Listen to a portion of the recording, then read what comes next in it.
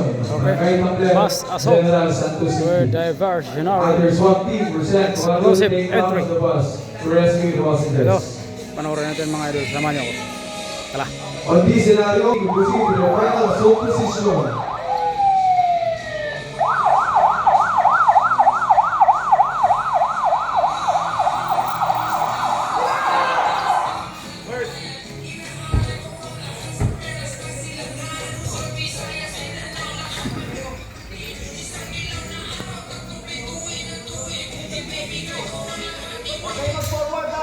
Tactical 200, this is Fire Team Alpha. We are now at our final assault position in Headway.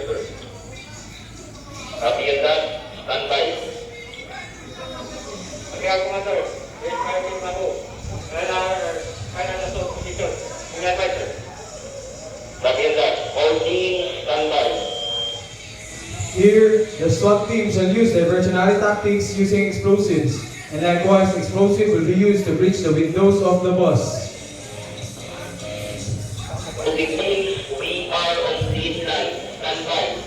Diversionary on 3, on 6 on 2, assault on 1.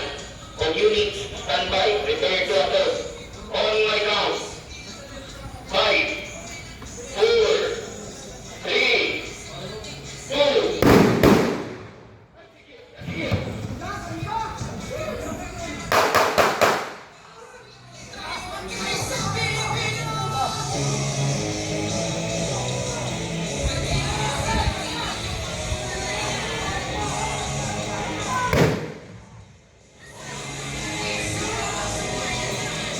Bus takedown is a highly complicated assault considering the proximity of the suspect to the hostages and the ability of the suspect to detect the approach of the SWAT team.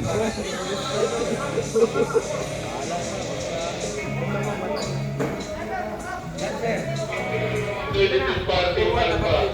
2 hostages of criminals used 3 hostages taken up in neutralized in Headway. Copy and that, account your time and prepare to evacuate the hostages.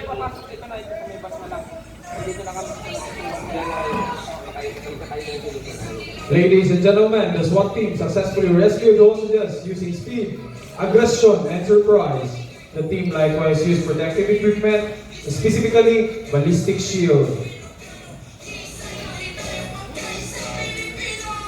The hostages will be received by the medical team and bring them to the advanced medical outpost.